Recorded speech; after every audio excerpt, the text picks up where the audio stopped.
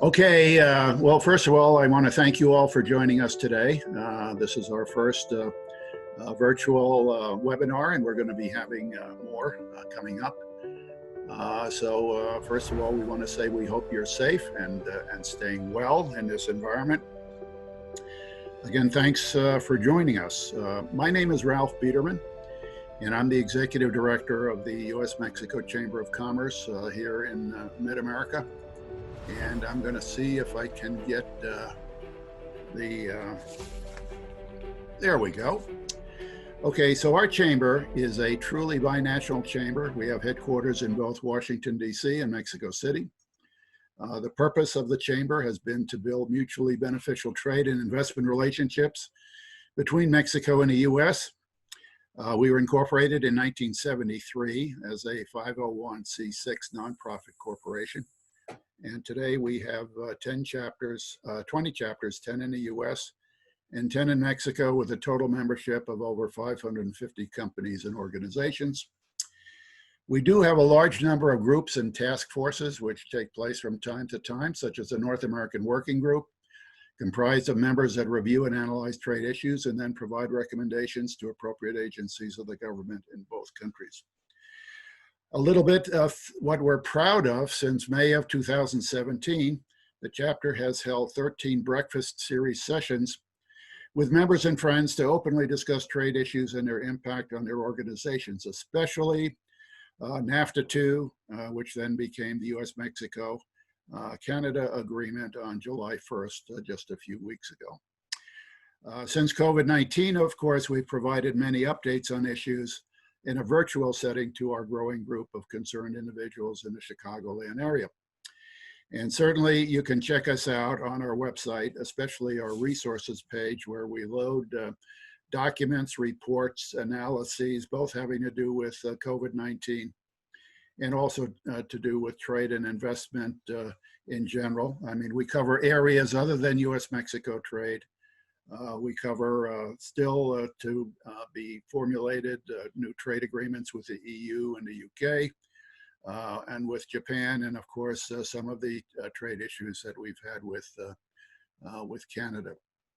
So anyway, it is important with our first webinar today to look a little bit on what is happening in the geography between the United States and Mexico. What is happening to the two countries with COVID, both from a healthcare and also an economic basis. What is happening with trade and investment with Mexico, both for companies that are already in Mexico and those that are still considering Mexico. And it's fortunate for us to have with us today Alberto Villarreal, who is a member of our chapter and the managing director of Nepanoa. And he is engaged in what we call transformational activities, but looking at it in more generic terms, seeking to help companies become bigger, better, stronger, all in a positive manner. And now is time to start looking at that, because hopefully coronavirus will not be with us forever. And even though trade and investment with Mexico is down, there's still a lot of opportunities there, but there's also a lot of challenges. So right now, I'd like to turn it over to Alberto. If you have any questions going forward, you can click on chat and ask questions. Right now, let me get over to you, Alberto, and so we can share a screen. You are now the host. Thank you very much. Excellent. Good morning, everybody. Thank you very much for joining us, Ralph. Thank you very much for the opportunity to speak with the members and, of course, the audience of the U.S.-Mexico Chamber of Commerce Mid-America chapter. And thank you as well for that kind introduction. I am Alberto Villarreal, and that's in Spanish. In English, it's Alberto Villarreal. I respond well to either one of those names. And I am the managing director of Nepanoa Transformation Advisory. What we do at Nepanoa is that we help multinational businesses implement change in their operations in the United States, Mexico, and of course, Latin America. And it goes both ways. It's for Latin American businesses operating in the United States, as well as North American businesses operating south of the border. And today, let me share my screen. Today, we're going to be talking about the post-COVID-19 priorities, or should I say present priorities and future priorities from a business, people, and technology perspective. And also, how does Mexico fit into that future? So without further ado, let's begin. And I apologize if there's a dog barking. I hope that it stops soon. So what are the objectives of today's session? First, we need to understand the immediate future. Every time Nepanoa partners with one of our clients, we look at it from three different perspectives. We'll look at it from a business perspective, how that change impacts the business in and of itself. We take a look at it from a people perspective, how that change impacts our clients, but also the people working for that company. And third, and very important, every change nowadays needs to be driven by a technological component. So whenever we look at any project, we'll look at it from those three perspectives. So today, we're going to be analyzing the immediate future from those three perspectives. After defining how the immediate future looks like, we're going to identify how Mexico fits into this future.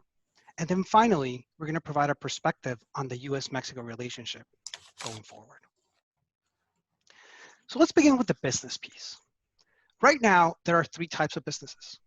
You have businesses that are on life support, you have businesses that are surviving, and you have others that, believe it or not, are thriving. So when we take a look at the actions of this set of businesses, we see that the actions are different because their objectives right now are different. So which businesses are on life support? We all heard that Brooks Brothers filed for bankruptcy. We all heard that Macy's filed for bankruptcy. Retail businesses are struggling. Restaurants and bars. 60,000 restaurants and bars have closed and will not open again. Arts and entertainment. You're speaking to a season ticket holder for the Chicago Fire here at Soldier Field. I was looking forward to take my wife and my two kids to the games. We haven't been able to do that, right? Arts and entertainment, concerts, they're struggling. Education, as we knew it, as we all were educated, they're struggling. And of course, air travel and hospitality services. These types of businesses, and of course, there are exceptions to them, are on life support. Businesses that are on life support, they're taking three actions, either selling, closing, right? They're in the wait and see mode. And some of them are innovating. At Nepanoa, we believe that any business, regardless of which state you're in, if you're in a wait and see mode, you're just waiting for this to pass without taking any actions, it's very probable that you will fail. And you will hear me repeat this throughout the presentation. Next, you have the businesses that are surviving, that are getting by. What type of businesses are in this bucket? We have construction businesses, we have professional services, attorneys, consultants, accounting, finance. We have banks, we have insurance company, we have manufacturing. Of course, there are some essential industries, right, in manufacturing that are really in this bucket, in the thriving bucket. There are others that are surviving. And then you have utilities. And the actions by the businesses in this bucket right now, throughout the pandemic, in a crisis, are five. We have some of them that are in the wait and see mode. As I mentioned before, these ones, they're at risk. We have others that they're getting fit. And what do we mean by getting fit? They're getting rid of the fat, right? They're really focused on what they're good at, going back to their core businesses and focusing on them. Perhaps there are some layoffs there. Perhaps there are some automation efforts going on, and they are getting fit. They are diversifying. And when we talk about diversifying, we mean diversifying from a market perspective, but also from an operational perspective. They're exploring new customers. And I have the story here of a business called Hubie, which is literally a bike for you to pedal while you work. It's under your desk. It's a very small bike. And their initial intention was to go after the younger people that want to stay at home and get fit. But they realized after going into the market that it's actually the other way around. Actually, the older generation is the one that's purchasing their products. So they're diversifying their market. And you also have the businesses that are actually diversifying their operations and looking into Mexico, right? To diversify their supply chain and be able to manage risk that way. Of course, cash is king. That's a basic principle of business. But liquidity nowadays has become, if not the most important, among the most important pieces of a business. You have businesses struggling to find liquidity, going to banks asking for money, or selling some of their assets that perhaps are not priority. Managing risk for the people that we have in the audience. I mean, before, perhaps you were planning on a quarterly basis, right? You were planning, you had a 5-year plan. You spent time doing an annual budget and an annual plan, just to realize that in 2020, in February, you threw them to the trash. Now, you're actually planning on a weekly, monthly basis, right? Because things are moving so quickly. So these businesses, they're focused on managing risk. And finally, they're innovating. And we're going to touch on innovating when we get to the technology piece of what's currently happening right now. But they're focused on innovating. They're focused on growing. Finally, we have the third bucket, those businesses that are actually thriving. Industrial real estate in Mexico, for example, it's booming. We don't have enough parks for all the businesses that are going down there. Online groceries and retailers. Now, even my mother purchases her groceries online. Last mile logistics to support this online groceries and retailers. E-learning, we're going to give you the example of Coursera in a little bit. People, they want to stay engaged. They want to upskill themselves. And of course, telehealth. We can't go to the hospital. We can't visit our doctors. Well, we might as well just visit them virtually like we're doing this Zoom session. And same as the surviving businesses, the behaviors that the thriving businesses are taking into consideration are diversification, both of market and operations, liquidity, managing risk, innovation, but more importantly, these two. And these are the businesses that are actually helping the economy,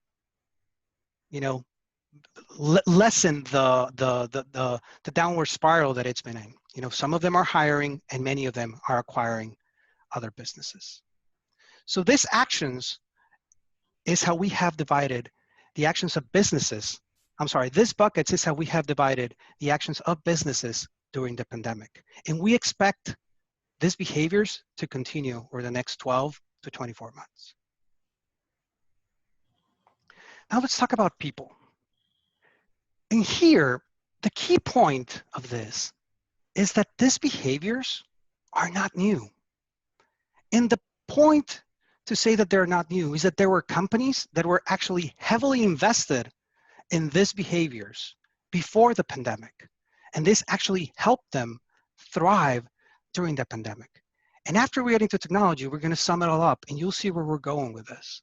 But when we think of the behaviors that people have adopted in the pandemic, well, not adopted, but actually accelerated, the behaviors that have accelerated among many people throughout the pandemic, we first see that remote learning has had a tremendous growth. And we look at Coursera, for example, who has 60 million users. And by the way, Coursera is a company that was founded in 2012. This is 8 years ago. It was founded 8 years ago because they saw this trend of online learning, of providing higher level education, of upskilling people on things that perhaps universities were not prepared to do. They were very agile. They could really release a course very quickly versus the regular university. Well, they've added 14 million users in the past 5 months. Guess what? I'm actually a user of Coursera. I have taken 3 courses over the last 5 months in Coursera. Great product. Telehealth. When we look at Modern Health, which is a company that provides services to corporations for the overall wellness of their employees, we're talking about access to psychologists, we're talking about access to doctors, we're talking about access to meditation programs, access to workout programs. This is a fairly new company. It started in 2017, and they raised 31 million just in 2020. And the spike that they've seen in the usage of their application over the last 5 months has been tremendous. We also see the behavior of at-home fitness. Right now, at least in Chicago, we can go out for a walk, we can go out for a jog. This morning, I went out for a jog, always wearing a mask. But at-home fitness really spiked. And we know the story of Peloton, right? The bikes that you have at home.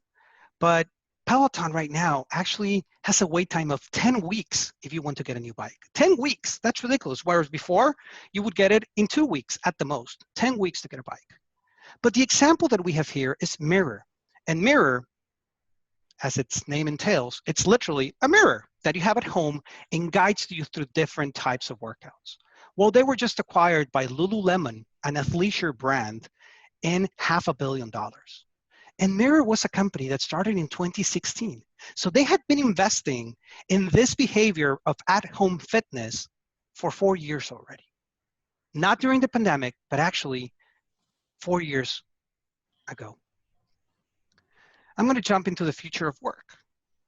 And I'm sure that all of you have talked and have listened to different presenters on the future of work. But now we have actually added a little wrinkle there. It's the future of work at home, right? Because before we were like, okay, future of work, you're going to get to your office and you're going to hotel. You're not going to have a phone. You're going to have a cell phone. Video conferences, yeah, it's growing, but it's, really hasn't taken, the popularity that was expected. But nowadays, what you have is people saying, you know what, I'm never taking a day trip again. If I'm just going to have to fly somewhere for one meeting, I'm going to take it via Zoom, right? And now, what does this mean for the architecture of companies, right? The technology piece. I mean, many companies were not prepared to have all their employees working from home. What does this mean to the organizational structure of businesses? How many people do you actually need? I saw a very interesting graph about on month 2 or 3. It was actually month 3 of the pandemic, where the presenter asked the audience, how many hours are you working? And instead of seeing a regular curve where you have 7, 8 hours as the mean, we had a U-shaped curve because people were working either 4 hours or less or 10 hours or more, which tells you that actually you have a lot of wasted time right there in the middle. The people that are driving the businesses are still driving them even during the pandemic, right? And others that perhaps were occupying a full-time role, well, they're doing their job. It just happens that it takes them 2 or 3 hours to do their job, not 8 as you thought, right? So when we put all this into consideration, we think of businesses like Zoom, the platform that we're using to guide this conversation. Zoom, it actually was founded in 2011. I started using Zoom 5 years ago. And I will never forget because the first time I got a Zoom meeting, I was like, what is this? Why don't you just call me, right? And I remember that my client at the time explained to me, Alberto, I like it because it's very easy to use and I can record. So at the time, that was the key, right? It was like, well, we can record a conversation. I was like, all right, sounds good. And then, over the years, Zoom started growing. And of course, there's Microsoft Teams, you have Hangouts, but the reason that Zoom has grown so much is because it's so easy to use. It's so user-friendly. Well, last month, Zoom announced that right now they're having 300 million users on a daily basis participate in Zoom calls. This is tremendous growth. Once again, a business that saw behavior that was happening and simply during the pandemic, it was accelerated. And then finally, we go into e-commerce. And the reason that we don't use Amazon as the e-commerce example is because we all know about the success of Amazon, right? But now we're going to use Wayfair. In Wayfair, it's actually the oldest of the companies on this list. Wayfair was founded in 2002. I have very dear friends from business school working at Wayfair, and I am very happy for the success that they are having right now. Wayfair actually, they actually bet on the behavior that I'm sorry, they actually bet on the opportunity of people buying furniture without ever seeing it, buying furniture online. So they looked at the Amazon landscape and they said, okay, what does Amazon do? Well, Amazon sells pretty much everything, right? What don't they sell? Well, furniture. So before Amazon started selling furniture, Wayfair started selling furniture, right? And they have seen a growth of 150% this year. And Wayfair is a very agile organization and really, really, really uses technology to their advantage. About 3 years ago, we bought a couch from Wayfair. And I will never forget that we used augmented reality. I didn't know it was augmented reality at the time, but then when I studied it, I was like, oh, this is augmented reality. So if you're ever in the Wayfair app, and there are many companies now that do this, and you want to buy a mirror per se, you can select the mirror and point the camera of your cell phone to the wall, and it will show you how the mirror looks in that wall. It will tell you if it fits. It will tell you if it matches the color of your house. And then you can make a better decision. Well, what happens with e-commerce is that usually e-commerce, it was targeted mostly for millennials and younger, right? Millennials, centennials. Well, now everybody, we were forced into buying electronically, right? So Wayfair was one of the businesses that benefited from this. Before we get into the technology supporting these behaviors and the business actions, are you starting to notice a trend? And the trend that we're trying to put in place here is the businesses that are actually failing or that are on life support. Not all retail businesses are failing. Not all restaurants are failing. Definitely not all education companies are failing. Air travel, that's a different story. But this, I mean, the businesses that are actually failed is because they failed to ignore, they failed to acknowledge these behaviors that were up and coming, right? These behaviors that people were already demonstrating. And the proof that these behaviors were already happening is that none of these companies are new. None of them are new. They have all been around at least for 4 years, already investing into these behaviors. They're already investing into the technology that support these behaviors. And that allows them to be growing and thriving right now. So now let's look into the key piece of the puzzle, because we can talk all we want about business actions. We can talk all we want about behaviors, you know, and have a 2-hour-long debate of the behaviors that people will have right now or in the future. But in the end, the tools that are supporting this is the technology. And I loved this survey that The Economist did. It states, which of the following will be most important to your firm's recovery? And if this question was asked in December of 2019 or in January of 2020, I can guarantee you that the results would have been completely upside down.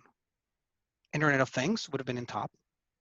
Artificial intelligence, machine learning would have been in top. RPA, I think it's still on top. 5G, remember 5G? We haven't spoken about 5G in 5 months. Literally, we haven't spoken about 5G. And at the end of 2019, 5G was the knees beast, right? Was the bee's knees. Yeah, it's like we were also enthused about how fast we were going to be working with 5G. Well, guess what? We're going back to basics in a certain way. Cybersecurity has become tremendously important because of the volume of people that are now working from home. We need to train our employees so that they don't fall into the traps of letting someone into the system. Do we have the right software, the right antivirus that will help us against cybersecurity threats? Do we have the right forensic software that will help us determine how were we hacked and how can we resolve it?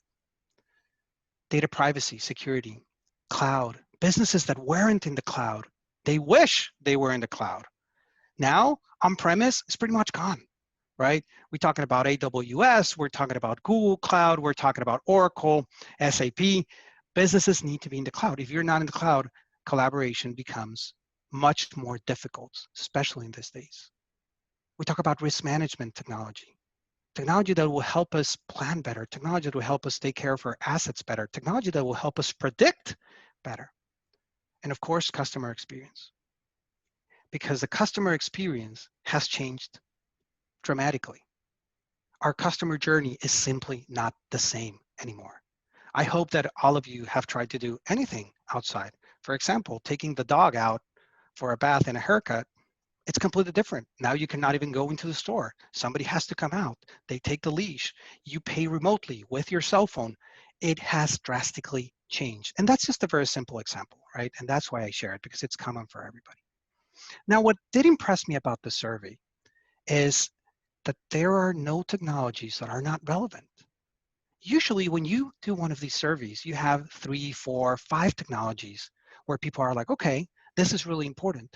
But if you look at the results, you see that all of them are above 25%, which means that the people that were taking the survey, literally, they checked every box. That tells us 2 things. Number one, we know what's going to be driving the future.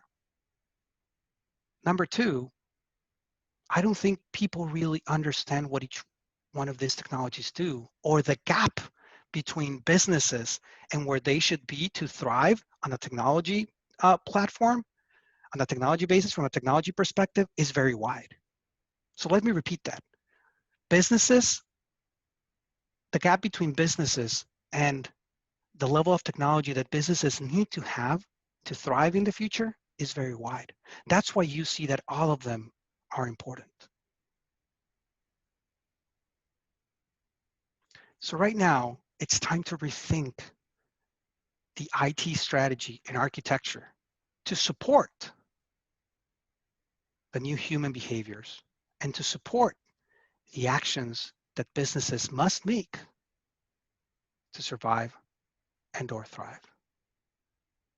In the post-pandemic world, it's pretty much up for grabs. Things will continue to evolve in the near future, but businesses must analyze it from these three perspectives: people and technology. And I'm not saying that there's a clear path forward, because there isn't. But what it is we do have clear signs of how things are evolving. And actually, these signs, specifically people and technology, these signs, they were there at least 5 years ago, at least 4 years ago. And the businesses that are struggling the most right now are those ones that literally ignored these signs, or they decided that they were not core to their business. So during a crisis, these behaviors were accelerated. And those businesses that were ready, that were agile enough to be on top, well, they continue to be on top and they're thriving. Well, Alberto, that's great. Thank you very much for telling us about business, people, technology. We love it. So what? Well, before we dive into the Mexico piece, I just want to leave you with one quote. During a crisis, businesses that aim to only survive will fail. And I don't mean that they will fail immediately, but their competitors and new companies will aim to actually transform and drive the future. And they will fail eventually. So businesses that aim to transform and drive the future will thrive.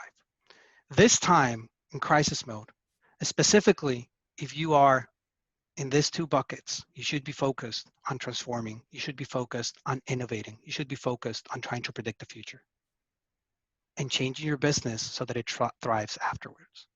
If your business is on life support, well, let's try to make the best of it, liquidate, but also, if you can, innovate to save it.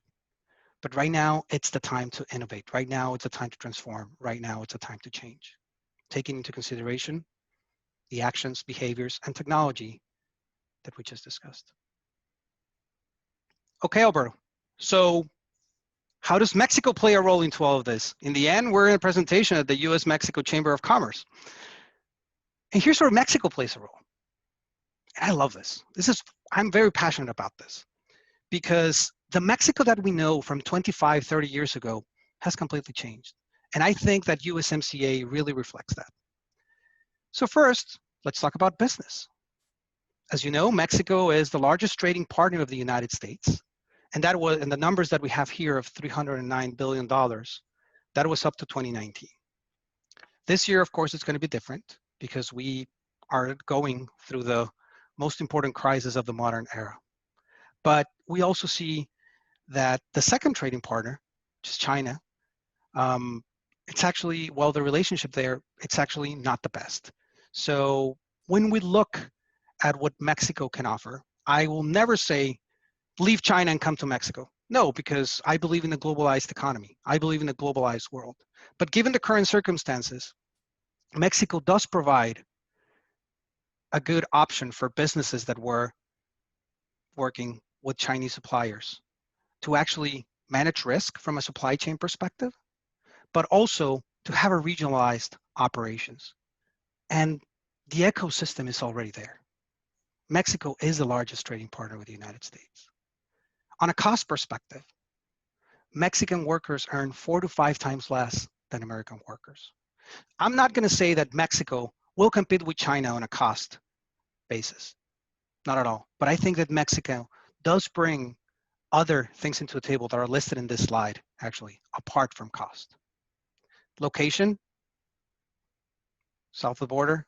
We are literally one flight away as soon as we can start flying again in between countries. And it becomes imperative when you look into risk management and when you look into actually understanding what is happening. The transparency piece right now has been very important for businesses, really to understand what's going on in your operations or with your suppliers. It's key to be able to re-engage in business. It's very difficult to be calling or to be trying to reach, your partners in other geographies and not being able to get a response or not being able to get a clear response of what is going to happen. And I think that Mexico proved that they collaborated with the United States to open the essential industries together and looked into the problem together and said, okay, how can we actually collaborate for us to move forward together? And also USMCA. I know that USMCA for some businesses is tough because it actually makes businesses comply with new rules of the game. But on the other hand, I also understand why the US, Canada, and Mexican governments worked together and released USMCA, TMEC in Mexico, CUSMA in Canada during the pandemic. Because this was actually a pause that it's unfortunate, but it's a pause that happened. And if we had already agreed on the new rules of the game, well, let's come back and let's work together with the new rules to re-engage, to have an economic recovery under the new rules.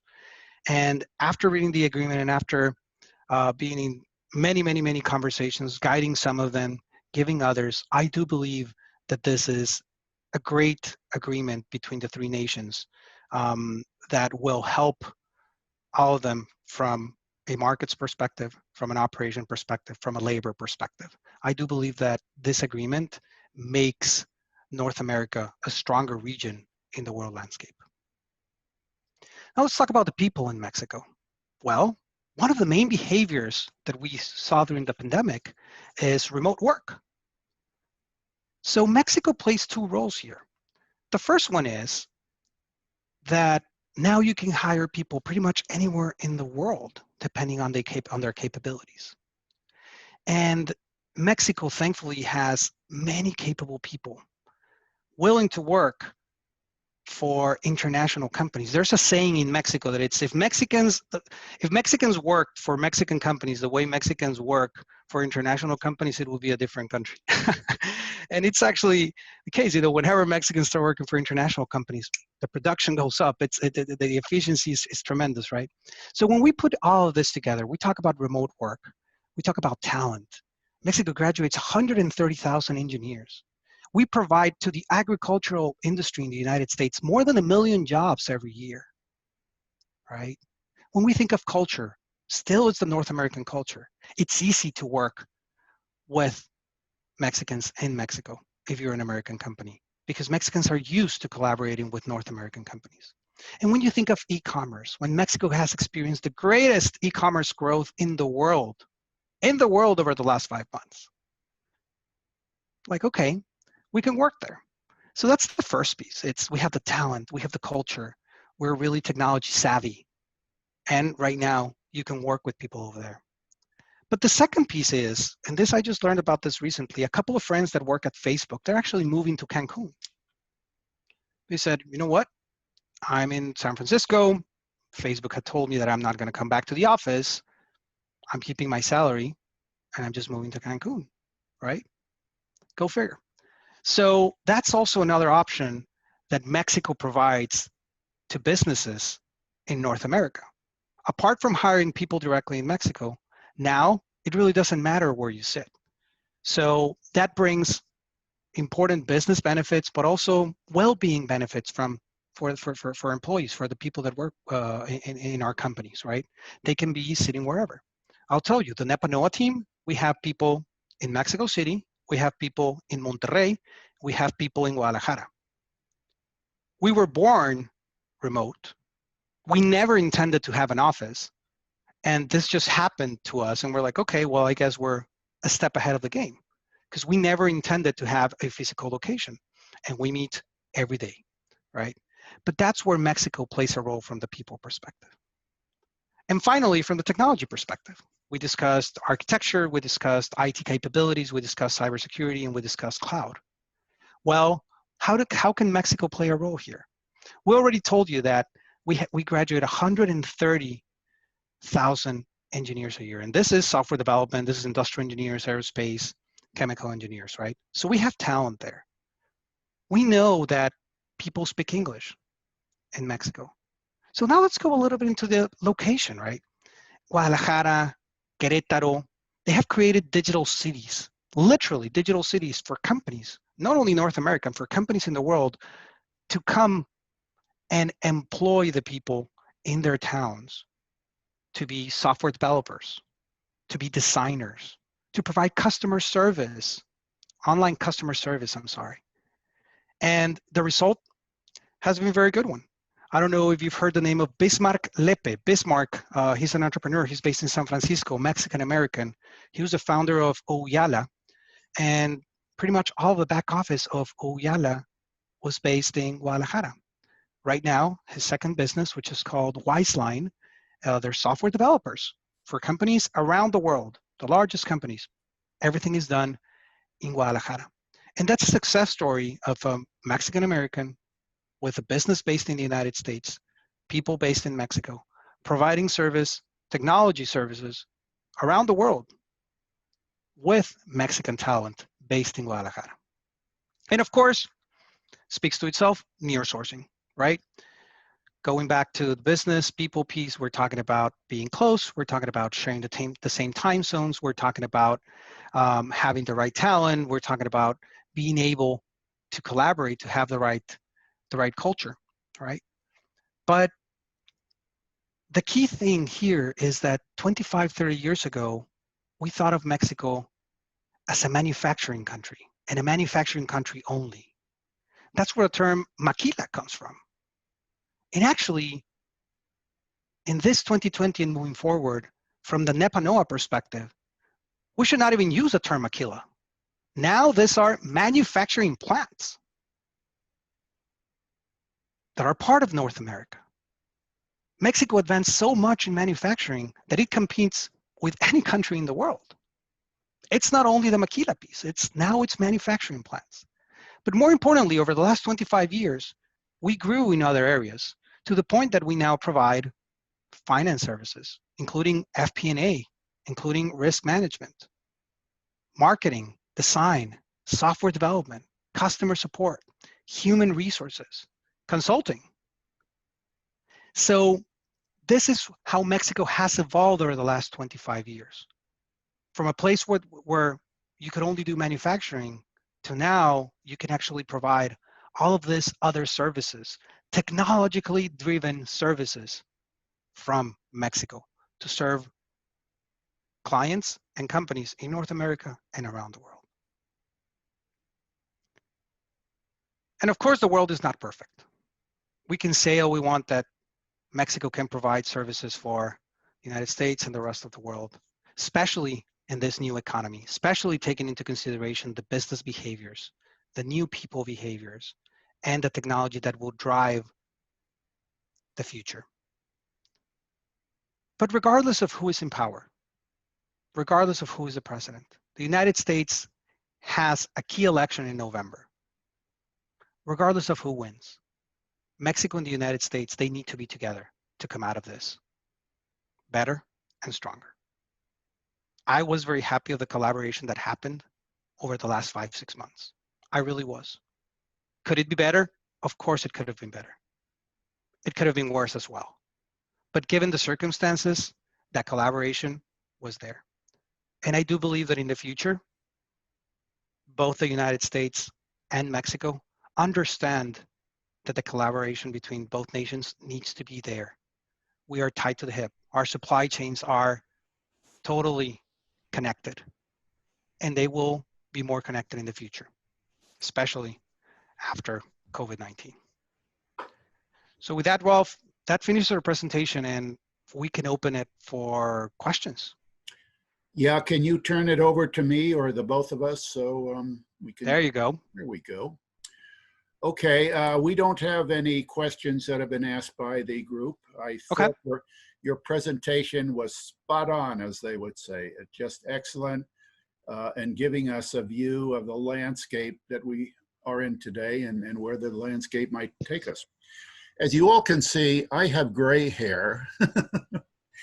So talking about the history of the maquila industry, I first started working in Mexico in 1979 when maquila was still new, having started really in 1965 with the True. border industrialization program. And as you mentioned, manufacturing in Mexico today is nothing like it was even in 1979 when I got started. But rather than focus on a couple of more minor points or more detail, let me broaden it out a little. You said at one point in your presentation you are a supporter of globalization, and I am too. We are looking at having a session the end of August, which will look at globalization and where it came from, where it is today, and where it is going. We came up with this idea even before coronavirus. As part of technology, you mentioned nearshoring, and certainly with the USMCA, there might be more and more a desire to think locally than globally.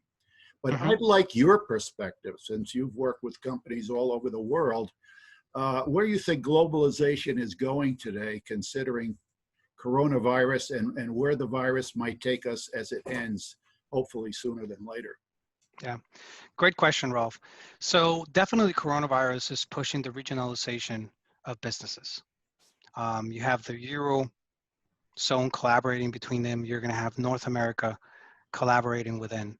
But I do not believe that that model is actually sustainable in the long run once we overcome COVID-19, because at Nepanoa, we certainly believe that we will overcome it either via a vaccine or just evolution in general. But we believe that in the midterm, regionalization of businesses will be a main factor. But in the long run, globalization will take its toll again, right? So that's why you will never hear me say that China is going to fail. You will never hear me say that China is going to lose its position as the powerhouse that it is, because there are many other factors: economic, labor, quality, price, that are simply there and can't be ignored. But given the circumstances that we're operating under right now, I do believe that there will be strong regionalization in the short and midterm, and then after that, we will start opening again into a full globalization, working with whoever is the best at their job, and that's something that this crisis will teach us, right? Who will be able to evolve, who will be agile enough to evolve into the new world. And once that happens, we will be able to collaborate on a global basis again. It's interesting that in the case of certain industries like the auto industry, Correct.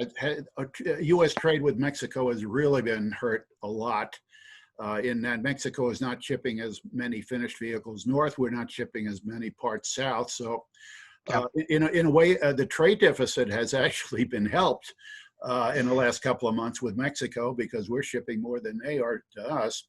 Yeah. But I mean, there is an industry that has grown dramatically in Mexico in terms of investment. Almost all of the OEMs are there now. Mm-hmm. But obviously, for that industry to come back, we need to try to reintegrate the supply chains that have been disrupted so far because of coronavirus and because of some companies not being considered essential or not. So, Sure. we're all looking for the auto industry to come back, and they're still, get your comments, are opportunities for tier 2s and 3s to go to Mexico from the United States. And some of this might be stimulated by USMCA. We still have to see how all of that works out.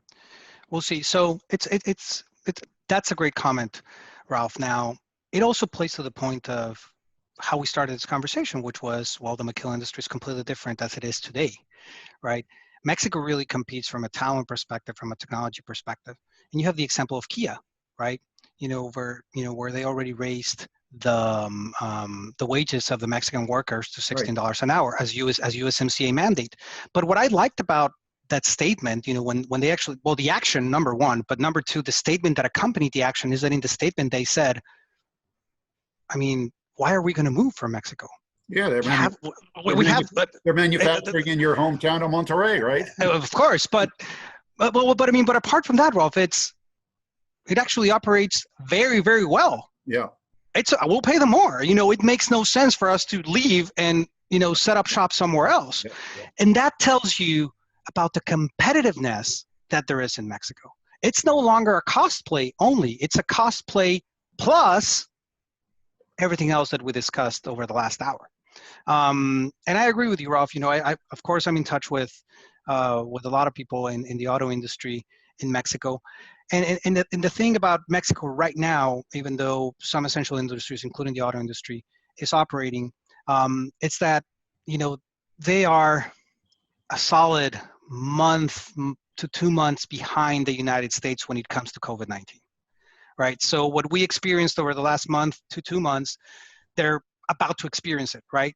So it becomes it's been complicated from the health perspective, right? To be fully there, even though the Mexican companies are really doing a great effort of sanitizing, following the international protocols. You know how the virus behaves, right? So that's where we're at right now. That's where they're at right now. In 1 month, it may be different. Yeah. What are your suggestions to people who contact you about an interest in going to Mexico, either from a manufacturing or a distribution basis? I mean, are you working with them on a wait and see basis to see what all of this? No, not at all. Wait and see. No. Yeah, no. Actually, the clients that we're helping establish operations in Mexico. So actually, we have both. Believe it or not, Ralph, we have both scenarios. We have the scenario where we're helping clients establish operations in Mexico, and we have the scenario where we're helping businesses open the Mexican market, right? So let's start with the setup operations. We go, right? I mean, whatever we can do digital. So let's start with the incorporation of an entity. You can incorporate an entity remotely. Oh yeah. Right. You don't need to. You need to go down there. Yep. When we talk about industrial real estate, right? You can do that remotely, and plus you have the Nepanoa team that can go with you and actually, we can go there and actually look at the sites where we need to build. The government, the local governments of the different states, they're taking the meetings remotely, and we're just negotiating, any type of benefits remotely as well. So we're actually moving forward, right, with the clients that. Now, what we're expecting, though, in our timeline is to be able to go down there and start bringing in the machines and setting up shop and hiring people. Yes, I mean, we will be able, we need to go down there at some point. But we're actually moving forward, Ralph. From a wait and see perspective, it's just, well, let's see how the virus behaves and when we can open the door to actually continue working. But from the generating business and moving forward, we're there. Now, from the market perspective, it's a similar situation, right? Because you don't just go into the market and say, hey, we're here, right? I mean, there's analysis, there's strategy behind going into the Mexico market. And that's what we're doing with businesses. We're actually analyzing the best way to get in. Now, the issue that you face there is that businesses that are usually sold on retailers, well, will those retailers be there and how are they approaching going to market? So the strategy there has shifted into, hey, why don't you sell directly via e-commerce? And taking advantage of USMCA in particular, that opens the door for small and medium-sized businesses to sell into Canada, to sell into Mexico. USMCA raised the de minimis value to $800. Right. Guys, I don't know about you, but I don't own many things, from my personal, stuff that are worth more than $800. Right. So if you're in Mexico, you can actually buy, from a company in the United States. Of course, it has to be a product manufactured in the United States that complies with the USMCA rules, et cetera. Right. But you can send to Mexico VAT free, and it goes through customs. It's expedited through customs, right? So the American businesses that we're helping them get into Mexico, that's what we're taking advantage of, which is, hey, now you have a market there. But it also goes the other way around. Now you have the small shop in Mexico that does jewelry, for example, that wants to sell into the United States, now they can do that. Now they can actually go into Amazon. Right. An American person can click on Amazon and buy the jewelry and have it at home. Those are the little things that NAFTA didn't have, but USMCA does have, that really opens up. And that's when we talk about the modernization of the agreement, right? That's when we talk about digital trade and e-commerce. That's the piece that it includes. It's the famous chapter 16. That's the piece that it includes that actually makes sense for those businesses. So to your point, Ralph, no, we're actually not in the wait and see mode. We're actually, with the information that we have, yes, let's make an analysis, but it's about moving forward. Ralph, I cannot emphasize it more. Businesses that are in a wait and see mode, they will just fall behind. Yeah. You need to be driving the future. You need to keep going. Okay, and Alberto, you will be keeping us all informed of what's going on, right? Of course. Actually, we do have our monthly newsletter, right, in which we send what Nepanoa has been up to, and also a little perspective on different events happening in North America. But of course, we're in tune with what's happening in Mexico, not only from a business side, but I mean, as you know, Ralph, my family, all of my family is in Mexico. My wife's family is in Mexico. Right. So believe us, we're staying in touch on a daily basis to see how things are evolving from a business side, but also from personal side. So, of course, please reach out to me in case anybody has any questions. At the last slide of the presentation, we have our social media, but if not, just send me an email. It's alberto@nepanoa.com. Pretty simple, and we would be more than glad to have a chat. And we very much appreciate your presentation. I mean, it was very enlightening and gives us an idea of where the landscape is and what we need to do. In terms of the chamber, as you know, we had to stop our face-to-face breakfast series meetings on trade in the USMCA. Our last one was actually in December, but almost every other week now to our audience, and we probably have 800 or 900 people in our audience that we're sending updates on what is going on, important analyses, reports, and so forth, so people can keep track of that by going to our website, which is www.usmcama.org. Go to the resources page and you will see more than you'd ever think you'd see in terms of availability of resources. Coming up, our next session is going to be on Tuesday, August 4th. We're going to have Baker McKenzie, Baker Tilly, Barnes & Thornburg, and Plant Moran basically giving us an update on legal, tax, and fiscal, getting a little bit into details for companies that are already in Mexico and just need to know what's going on and where things are going to be coming up. So again, Alberto, thank you for your participation, and we thank the audience for listening. This has been recorded. So on our website and on our LinkedIn site, you'll be able to get the video and look at it again. Again, thank you very much. And everybody, please stay safe and stay well. We'll talk to you soon. Bye-bye. Thank you, Ralph. Thank you, everybody. Bye.